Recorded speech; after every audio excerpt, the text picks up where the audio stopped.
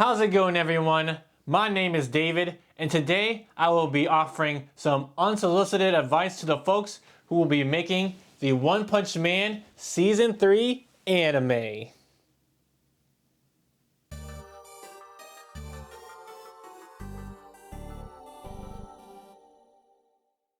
So if you haven't heard yet, there was an announcement a couple of months ago that confirmed One Punch Man Season 3 was in production, and also a teaser visual showing Saitama and Garo by Chikashi Kubota, who was the character designer for Season 1 and 2.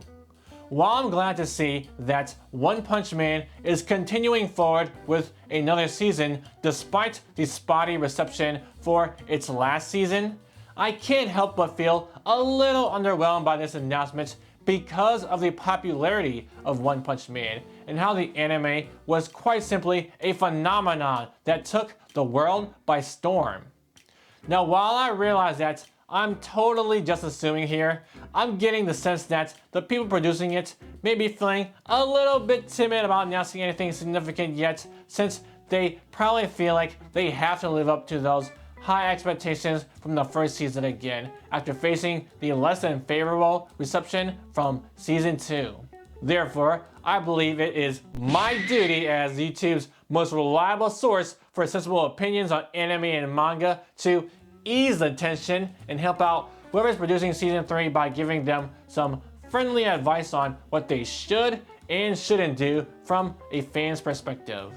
Now, originally, this video was actually going to be a pure anime versus manga for One Punch Man Season 2, in which I was going to compare which one was better. But after the announcements of Season 3, I thought it would be more appropriate to share my thoughts on both the anime and manga in a format that will be more informative and helpful to everyone. So, with that said, here are my do's and don'ts for One Punch Man Season 3.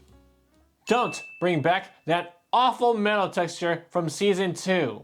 When I decided a while back to start this project of an anime versus manga for One Punch Man Season 2, it was because I remembered that the anime was largely criticized for its animation, and I was curious about whether it was really that bad since I haven't watched it in a long time. While I do remember that I too was not a fan of the quality of the animation compared to the amazing animation from Season 1, there was something else that I had completely forgotten when I watched Season 2 again that turned out to be even worse than the animation during the battles, which was that awful metal texture that completely messed up the visual presentation of Season 2. Surprisingly, I found that the animation during battles was something that I slowly got used to over time as I watched more episodes, and that there could be an argument made about how it wasn't necessarily bad, but just different. However, the metal texture, on the other hand, was unequivocally the worst change to have been made in Season 2 because it just made everything look even worse than it should have.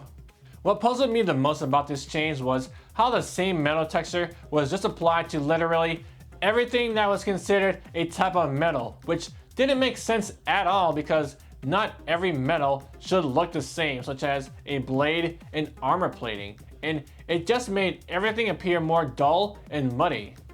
On top of that, I hate the fact that this metal texture made characters like Genos look less cooler since it completely overshadowed the details of his character design and was a huge distraction from when he was having awesome moments during Season 2.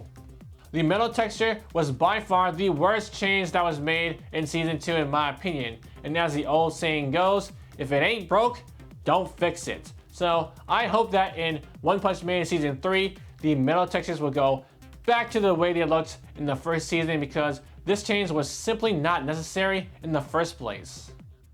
Do continue to make small changes to unimportant parts of the story.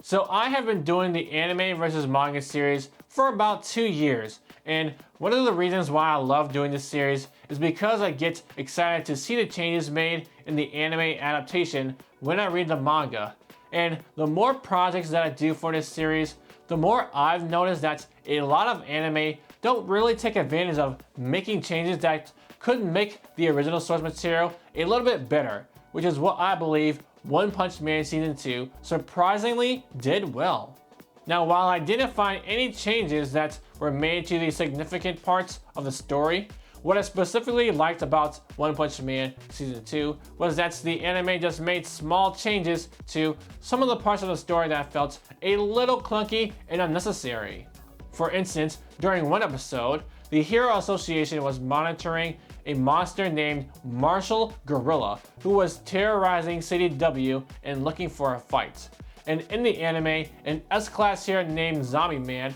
showed up to the scene to try and take care of it by himself. But in the manga, a bunch of low-class heroes were shown trailing behind Martial Gorilla, ready to fight until Zombie Man showed up. Another great change that was present only in the anime was when a hero named Megane, who was a part of a group of heroes trying to take down an injured Garo, was given a quick backstory about how he was once a part of the Blizzard group and was inspired by Saitama to recreate himself as a hero, which was what made him want to stand his ground and fight back against Garo, even though it was clear that he was outmatched, which was not a scene present in the manga. These examples are exactly what I wished more anime adaptations would do, since they made reading the One Punch Man manga more entertaining for me, and this was also one reason why One Punch Man Season 2 wasn't a complete disaster to me. Don't come back and show above average animation again. As I mentioned in the beginning of this video, Season 2 was met with less than a favorable reception compared to the first season, and one of the reasons why was because of the quality of its overall animation. So if you weren't aware, the first season of One Punch Man was animated by Madhouse, which is an animation studio that has worked on many successful anime in the past, such as Hajime no Ippo, Death Note, and the 2011 version of Hunter x Hunter. But for some reason, the task of animating Season 2 was handed over to another animation studio called JC Staff. One of the main reasons why the first season was so successful was because of the amazing animation during fights. And so this announcement of JC Staff helming the second season was met with trepidation from fans because JC Staff are not known for animating action-oriented shows. And so the anime community was worried that the animation might be downgraded, which turned out to be true when the second season came out. Now, while I personally don't have any grievances against JC Staff, since they have been around the block for a minute and have animated a lot of great anime in the past, such as Bakuman and Food Wars, what puzzled me the most about this change was how bad some of the visuals looked during the early episodes of Season 2, such as Saitama's head being hilariously misshaped during one episode, or even the shape of Genos' face constantly changing every time he showed up. Seeing these kind of silly mistakes while watching Season 2 again really made me wonder how they made it through to the final cut of the anime without anyone taking a second look at them. But whatever the cause, this lack of care for details during the anime's initial run was really unacceptable for a series as big as One Punch Man, and it deserves much better care next time.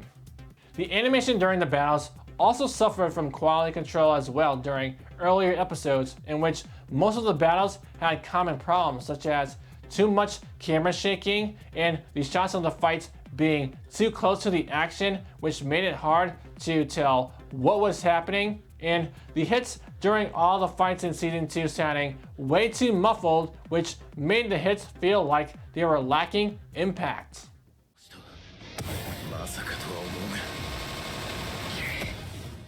Now, even though the animation of fights during earlier episodes may have looked bad, I will say that some of the fights that came later in the season looked much better, but this still doesn't change the fact that the animation during fights should have been consistent throughout the whole season.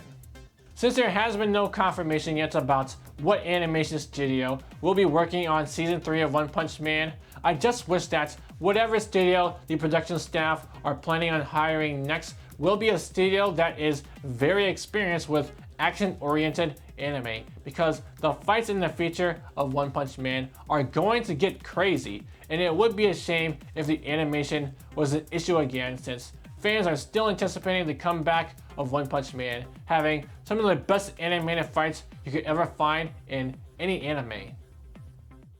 Do keep the anime as close to the original story as possible. For as much criticism as Season 2 received from hardcore fans for its visual side, I don't think it's fair to say that Season 2 was a complete disaster, because I will admit that after watching Season 2 again, I did enjoy it a lot more than I remembered, and it was all thanks to the anime sticking closely to the original story. It's really hard for me to say that I hated One Punch Man Season 2 when there were so many cool moments that happened, such as Metal Bat versus Garo, which was such a cool fight because Metal Bat was pretty evenly matched with Garo even while Metal Bat was injured, or Saitama versus Suiryu, which was a highlight of the season for me since the build up to this fight was so good, and seeing Suiryu busting out so many cool moves against Saitama was such a good payoff. There are also just so many moments in the anime that got to me emotionally, such as the moments when Suiryu was crying out for help from a hero after being humbled by monsters who were way stronger than him, or when King was talking to Saitama about finding satisfaction in life beyond his strength. And seeing these moments again just reminded me of why I personally enjoyed One Punch Man so much in the first place. Yes, the animation is an extremely important part of One Punch Man's success. And yes, the comedy is also what made One Punch Man so accessible to watch. But I think that the more introspective moments of One Punch Man are so underappreciated, and what rounds out the story of One Punch Man so well. And I'm just excited to see how Saitama evolves as a character in the future. Or maybe he won't evolve at all, which would be fine since that would just reinforce the charm of the series, not taking itself too seriously. So for my last wish for Season 3, I hope that whoever is in charge of the story direction realizes that the original story of One Punch Man doesn't need to be drastically changed to surprise the fans or anything like that, because the story is already great. And even if everything else fails in Season 3, I hope that at least the story is kept mostly intact, since that's what's most important to me at the end of the day. Alright guys, that is going to be it for my do's and don'ts for One Punch Man Season 3. So if you enjoyed this video, then please do me a quick favor and hit that like button before you go. And also, if you haven't subscribed yet, please do so as well to keep up with any videos I will be posting in the future. So thank you guys for watching this video, and I will see you all on the other side.